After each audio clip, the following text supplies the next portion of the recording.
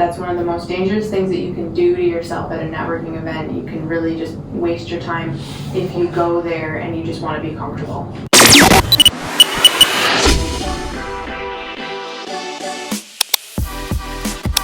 This is episode 22 of the Michigan Real Estate Investor Network podcast, #The Network. We are coming to you from the Network Studios inside Michigan Investment Title. This episode is brought to you by Jospeh Lorenzo Building Company. Welcome to another episode of the podcast from Michigan Real Estate Investor Network. You can check us out on Facebook. Go to our Facebook group, check us out, like our page, #The Network, and you can also find us on Instagram. We're all over the place. See us at MichiganREINetwork.com. So my name is Blair Clark, and I am sitting at the table here today with some fine people. Across from me, I have Nick McDonald. Yep. Mr. Nick McDonald. And then we also have Cara Kennedy. Hey, folks. and to my left, Mike Aziz. Nice. So today our topic is going to be networking and the value that can be found within going to networking groups. Earlier I was sharing with Cara a story about how networking has been one of the most valuable, impactful things that I have done for my real estate investing business, and so that's just what we want to talk about today. I want to pick everybody's brain and just basically hear what was the very first networking event that you guys all went to. So just bring that back up in your brains.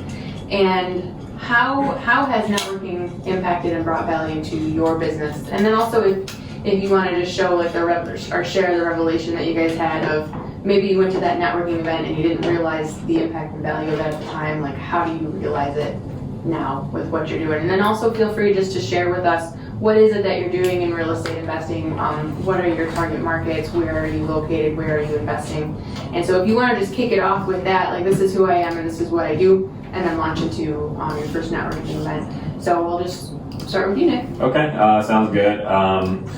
So a little background and perspective. I am not originally a Michigander, city of Virginia Beach, Virginia. Shout out.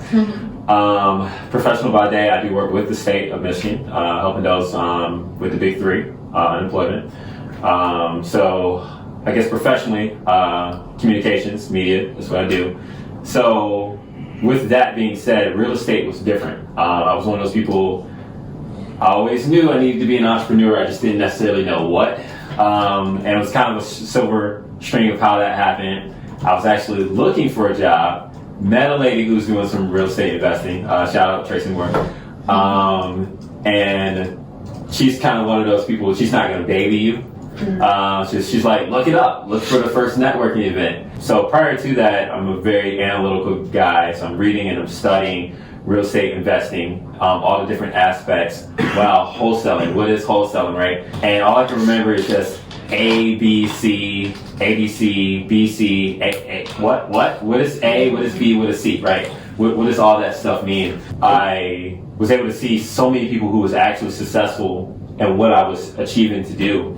And it's just kind of like, wow, all these people are actually doing it. It's bigger than just me. And the value of networking, your network is your network. Your network is your net worth, right? So you meet all these wonderful people, and you got guys like Mike. He really has, kind of held my hand and really embraced me. And Mike's such a good guy. Yeah, he is such a good guy, right?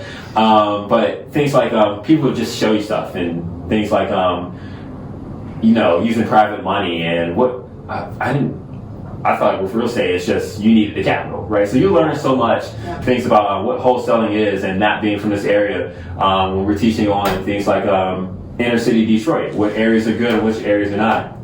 So what am I doing in real estate? Wholesaling right now, but I'm switching up my strategy. I think I'm gonna go more so buy and hold this year. That's really gonna be my strategy. Create my residual, and we'll kind of go from there. Probably burn a few properties along the way. But that's kind of my strategy, what I'm doing. That's what got me here. That's my first event. So network. So cool. Right. I heard you say Burr with 4 R's. Right. For the newbies, if you could elaborate, what's the Burr strategy for bigger properties? So when you buy the property, you rehab it, rent it out, rehab it, refinance, and then repeat. Or I think I got my R's out of order, but that's right. Yep. Yeah, that's pretty much it. Yeah, so it's buy, rehab, rent it out, refinance it, and the purpose of refinancing it is, it's assumed you're initially purchasing the property with private money and not your own, Right. or your own, but either way you want to pull as much money as you can out of the property and then just use that to repeat the process for the fourth hour.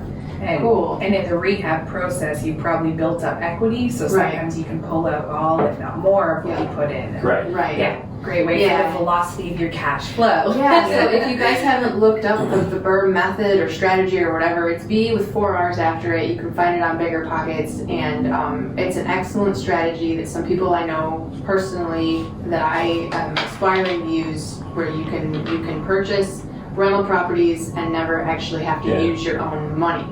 And people are like, well, how am I not using my own money? Don't I have either private money or a mortgage on it? Well, the thing is with a rental property, the idea is your tenant is actually paying for whatever your payment is. Right. So you can literally have a house and not have any money into it because you're having other people pay for it. So Yeah. that's it. So Yeah. that's our tangent on the BRRRR method. I mean, and I'll say this last bit, Sure. but going to networking events helped me understand that. That's how you that- understand it, right? Right. Exactly, and even doing things like this with the podcast, like just sitting back and listening to other people who have been on this podcast, like that individual that I referenced, explain what he's doing with the BRRRR method, and I wasn't even on that podcast. I'm just like sitting on the sidelines, listening to him, taking notes. So, if you guys are part of the network and you're in our Facebook group or you go to networking events and somebody invites you to come on a podcast, don't be shy. Even if you don't want to hop on the microphone and speak like we are, just come and sit and hang out and chill with us. And that is also another way of networking, because I've learned so much just from kicking back and taking notes from just being here within this room. Hashtag share the love. We love our hashtag. All right, so Cara, just give a brief description. What are you into, and share your networking experiences with us. Sure, yeah. So I'm working on building a small portfolio, buying holds, primarily what I'm going after, and eventually I want to get into apartment syndication and maybe running an apartment building myself, or we'll see. You pick a path and see how it goes, or syndicating. I don't know what side of the table I want to be on, but first building up a solid foundation and some cash flow for like long-term growth is my plan. I'm a social introvert, so I love people, but I recharge by myself. So I, got onto real estate by rereading the book Rich Dad, Poor Dad. So shout out to my cousin Alec, who got me onto that book when I was 21, and then I reread it last year. And I was like, this is a real thing. I gotta give this a try. I have to learn more about it. Spent a few months listening to podcasts, reading online, just whatever I could get my hands on. And then one of the common themes, and I kind of clicked into it myself too. I'm like, I gotta get around some people. What's going on? And I was newer to the Detroit area. I moved from kind of the central part of the state, and I'm like, there's so much opportunity here. There's so many meetings within a half-an-hour drive of my new house. Let's get out there. So I went to my first meeting last summer, and it just blew my mind. There was a haves and wants, and it's like the number of deals and opportunities in one room covered in a 10-minute segment was astounding. Really shifted my perspectives to like people from any walk of life. If you've got the drive, if you put in the time and the effort, you can get there. And surrounding yourself by people who have found it from their own path, because everybody's got their own way there. It's just inspiring to learn and share amongst people. So That's cool. network. In person, get away from your computer. With my marketing, I had a lead call me, and he was a real estate investor, and I was marketing to tired landlords. So I was seeing if he was interested in selling his property, and he was not, but he was still kind enough to call me back.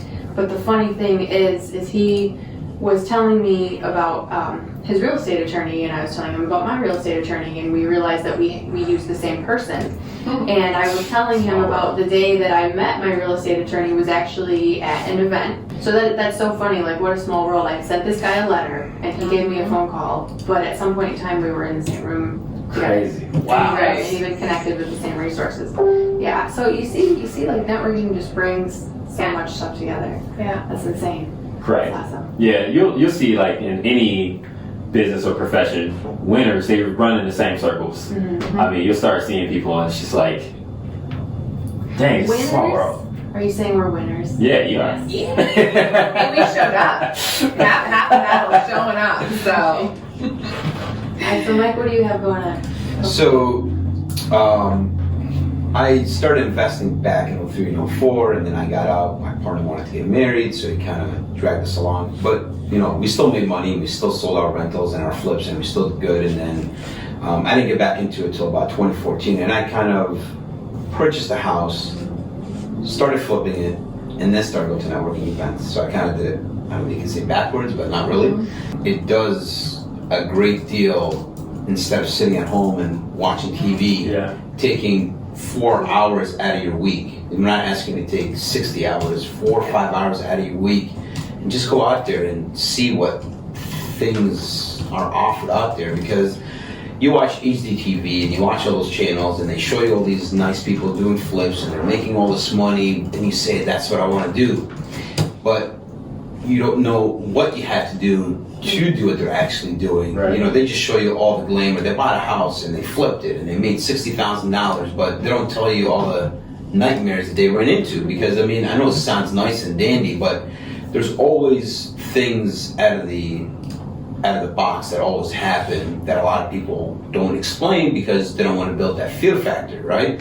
So they're always telling you how nice and beautiful and cozy and everything is. But until you actually get your hands dirty and get into it, then you'll start understanding. And networking does that for you. Right. And it does that for you because you're surrounded with 200 other people that do the exact same thing that you do.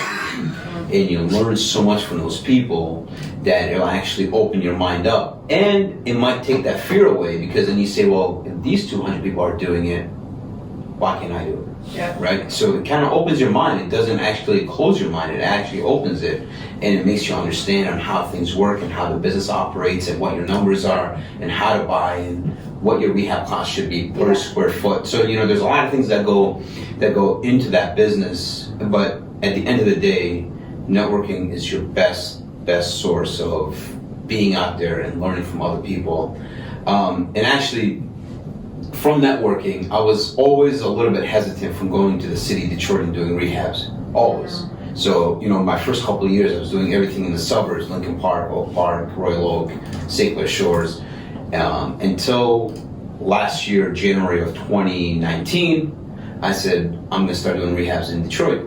And it's worked out magic. And that was all from networking, because somebody that I met at the networking events said, if you're doing this in the suburbs, why don't you come do it in Detroit? I said, well, I'm kind of wary because of this, and that, because that's what you hear. The same way. It doesn't. Right. And Detroit is a different animal. Yeah. But there's nothing to be scared of. If you can do it in the suburbs, people can break into your house in the suburbs as much as they can break into your house in Detroit. It's the same thing, just a different city. Spin off of that, because I similarly had like an apprehension of Detroit. It is a different animal than the suburbs. I'm newer to the Detroit metro area, but real estate's a team sport. So network, you don't have to build a team. I think some people get hung up on, I need my people. You don't need to have just a core set of people.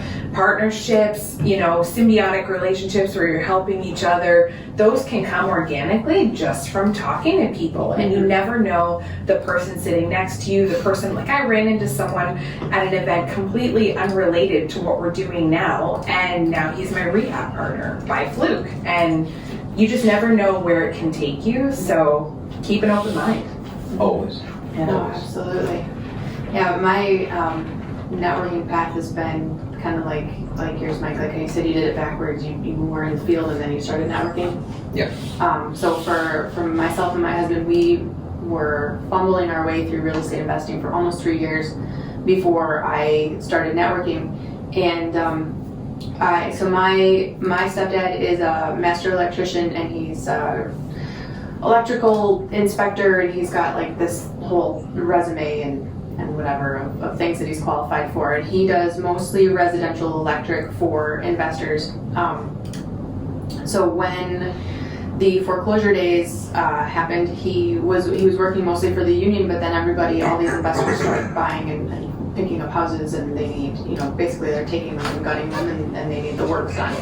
So long story short, he starts working on a lot of residential fix and flips rehabs for investors, and he becomes really well networked, just kind of by trade, with real estate investors. And so when I started getting into real estate investing in 2016, he had been pushing me to go to networking, and I never wanted to because I had an inaccurate perspective of who the people were going to be, like how they were going to be like and how they were going to be toward me, I think, and then also like what actually occurred at these events. Is it just a bunch of people like sitting around drinking or drinking coffee, or I just had this like really silly cartoony picture of, like big older gentlemen in suits like smoking cigars, and I clearly do not fit in to that genre of people. But anyway, so long story short, we fumbled through real estate investing for a few years on our own, and then we hired a coach, and my coach was also pushing me toward networking. So I finally let my stepdad drag me to a networking event, and I literally kind of like have that marked on my calendar as that was life-changing day. So we're coming around to that's almost been a year from now, and I kind of just think of I do, and I know it sounds like kind of like silly, but I literally think of like that was life-changing day for the business, because I met a few key core people who are still like very, very, very key in bringing all sorts of things together for me. So in this last year that I've been networking, I've just met the people who have been those missing puzzle pieces, and it's not even always about the knowledge. Like I didn't know a certain thing. It's also I don't have the capacity for a certain thing. I don't have the finances. Well, I met my private money lender at a networking event, and actually doing podcasts here with him. So he's been on these different podcasts. And I met my real estate attorney who drafts my documents, and now I feel comfortable moving forward. And the business where we run all of our title, Michigan Investment Title, like I met the owner of that company at that first event.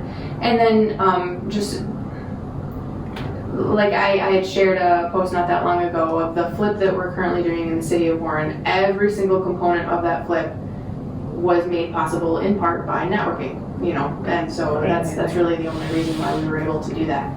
So it's just really, really valuable. And what I found out once I actually went to the networking event is it's not just a bunch of pretentious people who look down on you. You're definitely going to meet jerks every now and then in anything that you do. I mean, at the grocery store, people are going to be jerks to you. Yeah. But it's just a lot of people who are like you, and it's a lot of people are brand new. A lot of people are searching. A lot of people are coming to these events and they haven't done anything yet. Yeah. And so at least I can't speak for the nation, but I can speak for Southeast Michigan. The networking events that I've been in the Metro Detroit area are all just really warm and welcoming. Everybody makes you feel comfortable. Yeah. And on the nationwide, I mean, part of my education journey, because I'm trying to treat real estate like education and work.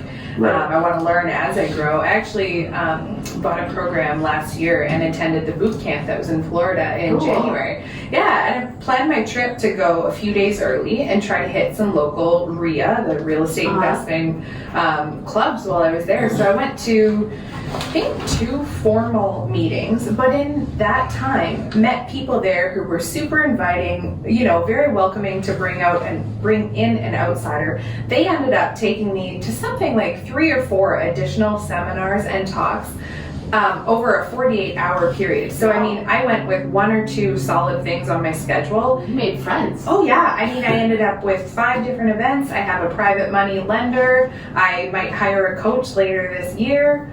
It was eye-opening. I mean, it's a very welcoming industry, and you're going to find people that don't groove with you, but I think that's part of humanity. Yeah. But I don't know, it opened my mind to like, you don't need to have it all, you don't need to know it all, you just need to put yourself out there and try, and it's a pretty welcoming type industry. Yeah, you definitely find your group of people. You'll go to a bunch of different networking events, and they're not all for you, and not everybody in that room, they're not all going to be your type of people. But you find your group, you find your network, and then you just go from there. Correct. Sure. I'll say it, something else. Accountability is it's good. So the thing about it is this. I kind of grew up with a very sports background. If you know anything about Virginia Beach, Norfolk, military town. So accountability is huge, right? Just showing up, right? So you can at least have that conversation. Okay, hey, what did you do to move your business forward this week versus last week, right? It could have, it may have not been a lot, but it was something, right? Or simply just to check in and say, hey, I'm alive, I'm still here. Yeah. But those events though are good as far as keeping you accountable, because you're in there with big players, right? You're in there with big players. And true, everything you talked about, like rehab costs. If you look at my hands, you know, you can tell I haven't swung a hammer in a long time, right? But how do you learn how to accurately measure rehab costs and what areas are good? Are your networking events? Are your RIAs, your bigger pockets as well? So those are kind of some of the value I get out of that as well. And people you meet. It's definite motivation when you have other people around you who are asking you what you're doing. And I'm not competitive with other people really at all, but I'm very competitive with myself, if that's even a thing. Yeah. Like I'm constantly measuring myself against myself. I kind of don't really, it's not that I don't care what other people are doing. I have compassion, but I'm not measuring myself to others. I'm constantly looking at my own self. But I do have that component within me that if somebody is watching what I'm doing, I want to succeed, you know? So when other people are asking you what you're doing, so within this last year that I've been networking, it has been a conscious thing in my mind of, I gotta keep moving, or people aren't going to take me seriously, right? You know, and I want to actually be like a player, and I like networking, and I actually want to, like, you know, be helpful and be a resource to others, and part of it is the teacher, you know, in me. I want to be helpful to other people. So if I want to help other people, I actually have to be doing it myself, right? Or else no one's going to take you seriously. Correct. That's the difference between watching film, studying the playbook, and getting in a game. Yeah. And you know, I love what Blair just said also, is that, you know, it's not about competing with anybody else that's there, but feeding off their success and watching what they do and putting in the action and actually doing it. And I'm not in competition with anybody here. I mean, I'll help out anybody here that needs anything, right? As long as I know it and I can, you know, show somebody how to like do it right, perfect. I always tell myself every day I need to push myself 1% more. And that 1% more every day will push you to so much further in like life, because you're not gonna do everything by yourself. And if you think you can do everything by yourself, and I had that mentality, mindset, I'd say, I'm gonna do this, I'm gonna do that. But at the end of the day, when you're clustered and you're like, God damn, all these things going on, how do I do this? Then you learn how to kind of push things off to other people, the things that you don't really want to do or don't have to do, and that even pushes you up even 10 times faster. You know, so it's meeting the right people and learning from them and teaching other people on what you know. It will even push you 10 times further. That's a really neat point. So my mom's visiting right now, and we were talking about real estate investing, and I don't know if you guys have come across this in your family and friend circle, but like people who are just like, but it's dangerous. I mean, you could lose a lot, and there's a lot of people. I had my dentist say that to me. I think it's more of a risk you putting that instrument in my mouth, than real estate investing. And my mom, she brought up a question. She's like, Cara, you know, as you grow, you really have to worry about taxes, and it was a really detailed concern she had, and it didn't even really occur to me that would be something to worry about now that I've started networking. And so much of my growth has just been, if I don't know it, I know someone who knows it. And so many people out there have that giving and sharing mentality. I mean, there's a lot of opportunity out there. There's no reason for us to compete. We could collaborate and grow and cheer each other on instead, you know. So if I don't know it, Mike might know it, Blair might know it, Nick and I could work together on something, you might know it, like, you never know. So you don't want to work together with us, you should work with Nick. I mean, like, we could talk. Let's talk about You guys are favorites. We met, you know, we went to the same Shark Tank. Just saying. We don't have that. I'll always have Shark Tank. Now you're right, and most of the time when a parent or a friend they're saying something like that, it's truly out of love and concern, Oh, right? right. But the thing about it is, though, they don't know. It's just like the dentist who was like telling me about how risky real estate investing is.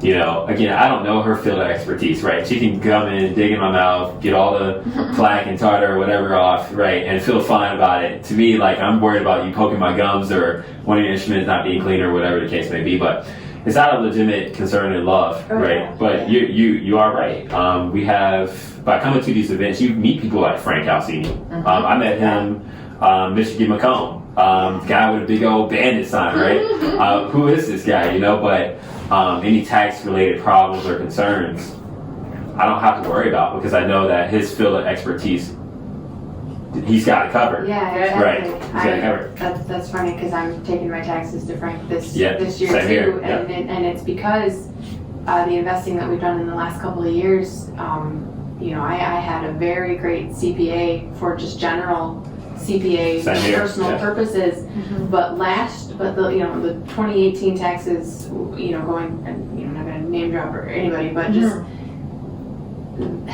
could just get the feel that they couldn't really serve me in the capacity that I needed anymore, which was fine. That wasn't their, you know, their expertise, you know, so you just kind of have to find somebody who's niched themselves down, and now they're focused on investors. So Correct. so that's, yeah, it's been really valuable meeting Frank for me too. Yeah. And it could be analogous to like you wouldn't go to a dentist if you needed braces, you need an orthodontist. Yeah, like right. sometimes Right. it just, your situation changes and you need to find people, like you don't know it, seek out a professional who does. Yeah. And just educating the people around us. Like I've had quite a few people who are personal and close to me share the same concerns, you know, the risks of getting involved in real estate investing. And I just want to say, do you have any idea how poor the return on investment was for my degree? You know what I mean? All of the tens of thousands of dollars that I spent going and getting my degree versus what I actually made being a public educator. If you were to look at that just based on ROI, you know, so this versus that, and you just removed everything from it, we're just so ingrained in our culture to, you know, if you're going to university, then your life is going to be great and you're all set. You've got your degree, but it's just like, you know, you could put my experience versus, you know, I was sharing this with Mike earlier. It's just because I happened to graduate right at the time when the economy tanked. You know what I mean? So it's nothing personal, and I have, you know, like no ill feelings towards public education or anything like that. It's just that was just the poor timing for me. Just when I happened to graduate, it was just poor timing. So you can either be stuck in that of this is what I have to do for the rest of my life until I retire, and you know, like I shared with Mike, just I didn't want to be one of those resentful teachers in the teacher's lounge complaining. Or you can just literally just look at it. Like I looked at my career as a financial investment. And I'm like, what is the rate of return on what I'm actually doing with my time versus what I spent and now what I'm receiving for it. And then I compare that to real estate investing, and it just you can't compete, you know, you just can't. Wow, that's huge. Yeah. Yeah, it's all mindset, and the same thing is mindset with networking and getting out there as well. You know, like what Mike said, having the mindset of we're not in competition. Yeah. You know, like if you have a scarcity mindset, then I feel sorry for you, because you have to understand that even if you just look at the Metro Detroit area, so you break it down to like the Tri-County area, do you have any idea the number of deals that are out there and the variety of deals that you could do, or even the variety of ways that you could get into real estate investing? You don't have to be boots on the ground flipping houses or the landlord holding the property. There's so many different ways. Like, you're not in competition with anybody. Yeah, I mean, I met a lady, I met her at a local meetup, I can't remember which one. She buys tax lien certificates in Florida. Yeah. And she's based here. For sure. Why not? I mean, there's just so many different things you can do, unless you just randomly are vying for the exact same house, which happens. You know, you're not the other person's competition. Yeah, but you know, I still think then, even if two people are competing, and then they know each other, they should find a way to work it out to where everybody walks away happy. Because you can't, I can't be in competition with anybody here, right? We're just gonna sit down like professionals, and we're gonna figure it out, and we're gonna say, okay, listen, You found it, I'll give you $10,000, walk away, or whatever that number Right, is. yeah. You just find a middle ground that keeps everybody happy, because sometimes people are not into rehabbing. I am. Some people don't like it. Some people don't like to put in all that effort and time. It doesn't bother me. So instead of somebody getting it and doing something else with it, I'll just buy it from you, and then everybody walks away happy. So when I see you somewhere else, you're not like, there was why he took away my deal from me, right? You know, right?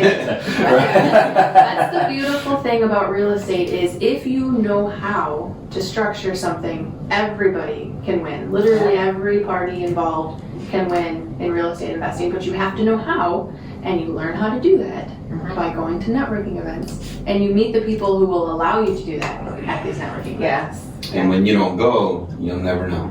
Yeah. So I'm gonna get that on a t-shirt. You'll never know. Yeah. That's good. That's good. I like it. Yeah. Yeah, so we are talking about networking is actually going to be the topic at the next masterclass that's happening at the end of the month. So Michigan Real Estate Investor Network is hosting an event that is, instead of just straight networking or a talk from a speaker, we're going to be putting on an event where it's going to be a little more straight teaching, and it's going to focus on newer investors. So not just the people who have never done a transaction or they're new to it, but people who have been in it for a few years, people who were like me. You've been in it for a few years and you've done a few transactions, a few deals, and you're just trying to figure out how can I really build and scale and grow this thing that I'm trying to do. So the network created the masterclass, and I'm very humbled that they've asked me to teach at some of the classes this upcoming year. And so the next upcoming topic is actually going to be on networking, following the same theme. And what we're really going to be focusing in that class isn't necessarily like, you know, we're going to talk about like this is where you go and this is why it's good and blah blah blah, but what I'm really going to be focusing on is how do you become an all-star successful networker, treating networking like networking is part of your job. It's not just this fun event that you're going to. When you're going there, you're working, so while you're there you better work it, and this is how you do that. And so not even, I don't know if it was intentional or unintentional or whatever, I always go to a networking event with certain goals. Yeah. And I just go there with like, my personality is just on 10, and I jive with some people and I don't, and like whatever. If I don't connect with you, then I guess I'm not your people. But I've had a lot of people in the last few months at networking events, in so many words, like tell me, I would have thought that you've been networking for years and years, just the way you're talking and just the way you are, and people saying like, man, you really work the room, and I'm just like, that's cool, you know. I guess that's cool. But what I really, so instead of either dismissing that or letting that go to my head, I just kind of stood back and I just reflected on that, like, you know, what am I doing that is making people comment on that?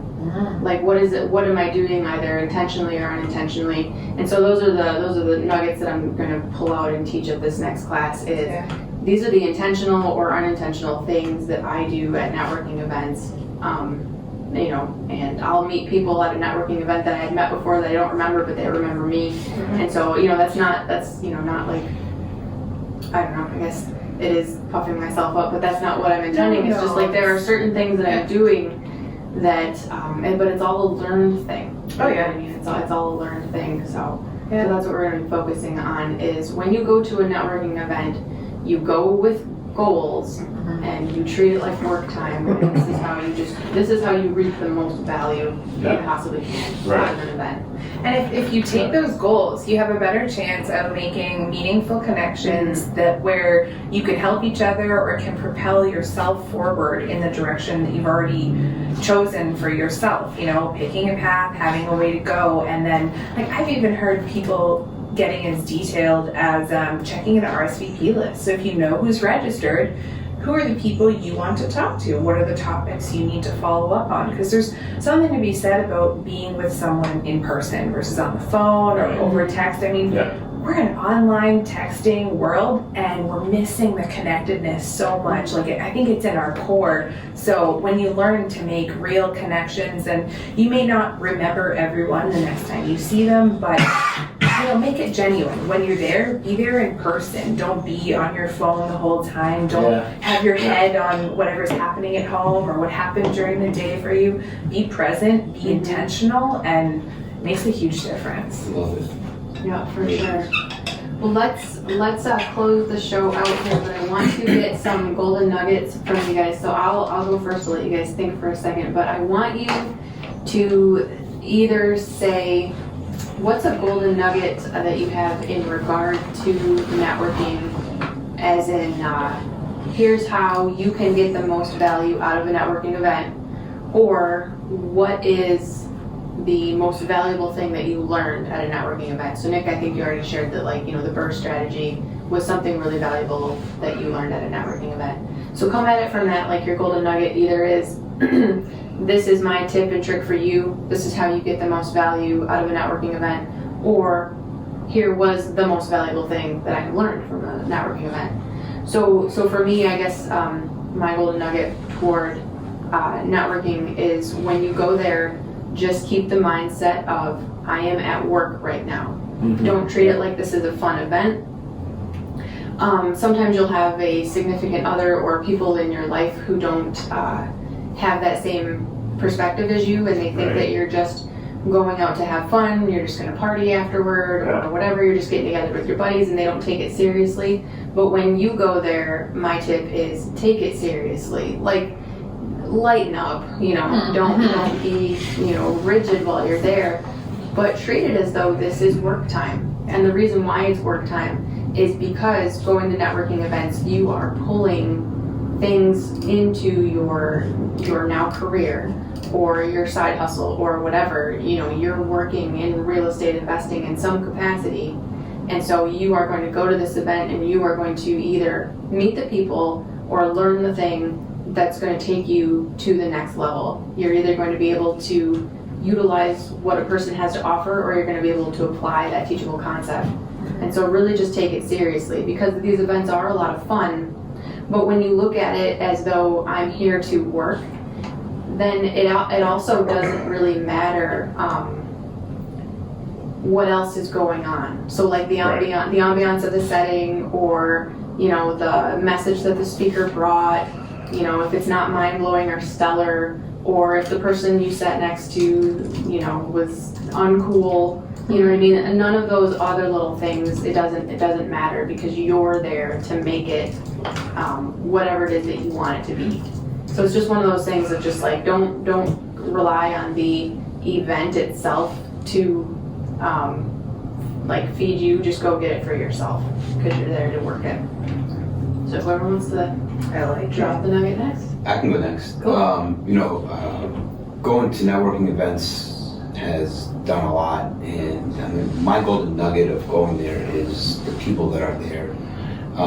You learn so much from them, but the mindset of you going there, a lot of times people go there with their arms folded and they're just not open-minded to what can really come out of this. And when they go there with that kind of mindset or that kind of attitude, you're not going to win anywhere you go. I don't care if it's real estate, I don't care if you're washing wheels. Anything that you do, when you go in there with a negative mindset and you're not open to learning new things, it doesn't matter whatever you do in life, you're just not going to succeed. So number one is you got to be open-minded, you got to be confident in yourself, knowing that you're going there, and you might not learn the first 3 or 4 things, the 3 or 4 different networking events, but eventually you're going to pick up things, and those things will help you get to where you want to be in life. So, and another thing is, don't sit next to the same person every time you go. Yeah. Right? Yep. So the last time that I went, I sat down to the next weirdest person that I know, which is Nick. But but I learned a lot.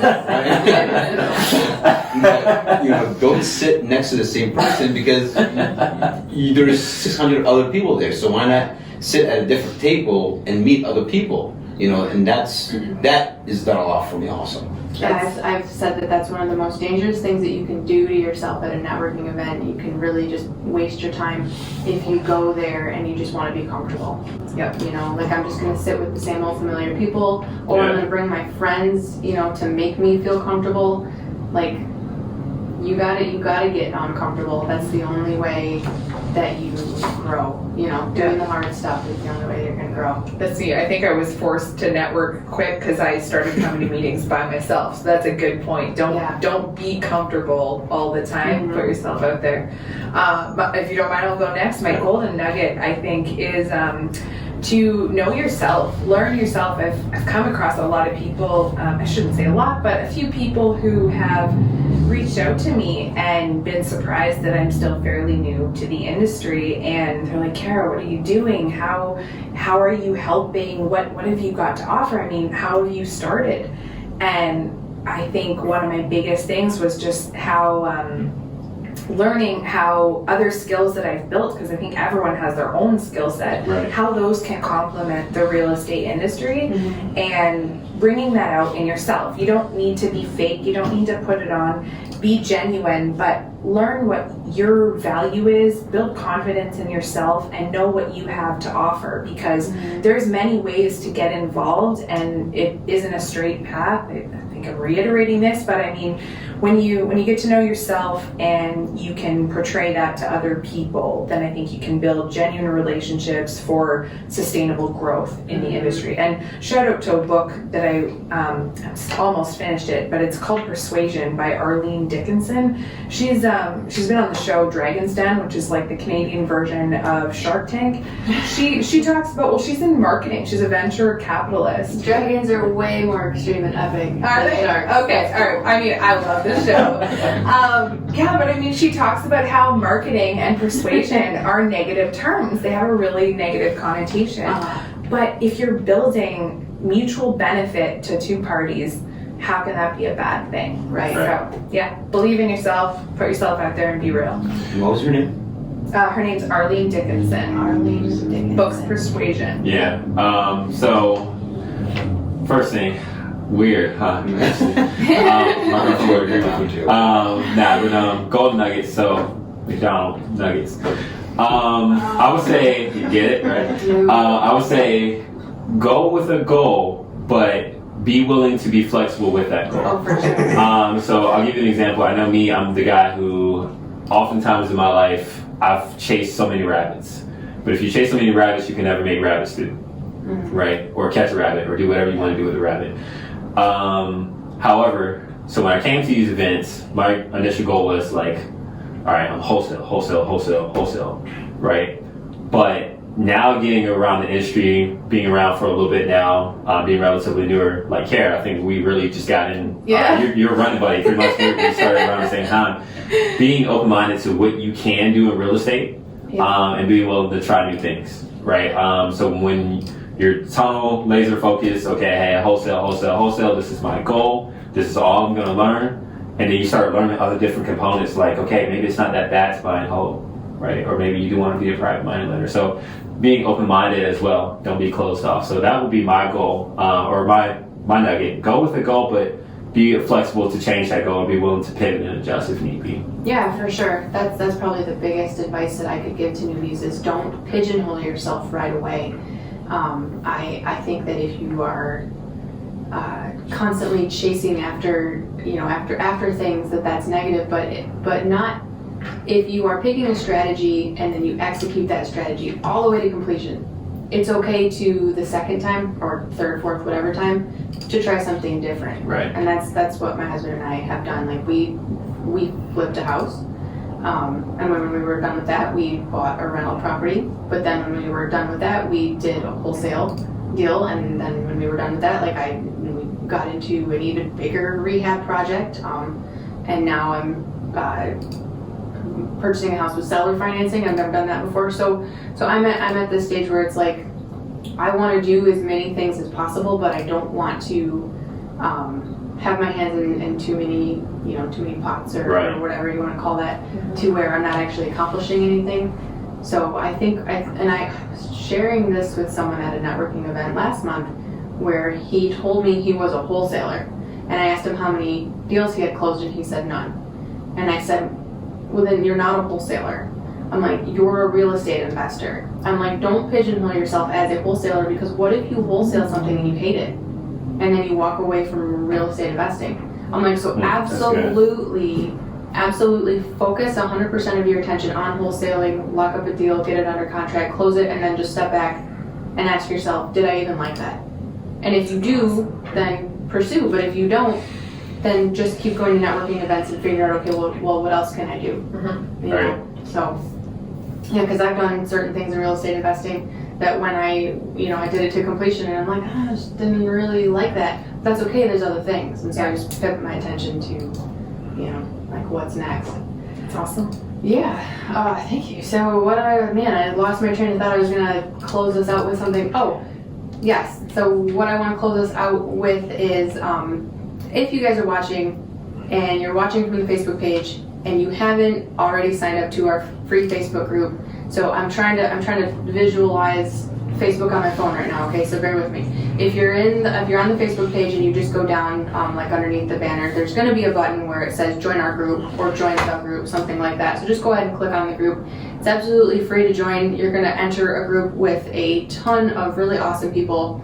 And what we want you to do is, once you get into the group, it's going to take an admin like a couple of minutes to let you on, so don't expect it to be instantaneous. But once you get into the group, make a welcome post. Let everybody know who you are and why you're here. Even if you haven't done anything yet and you're at the absolute beginning stages, just let us know what your intentions are or any questions that you might have. Because in this group, we are that Facebook group where, Cara mentioned the hashtag share the love. Like literally that is our goal. Our goal is to help you.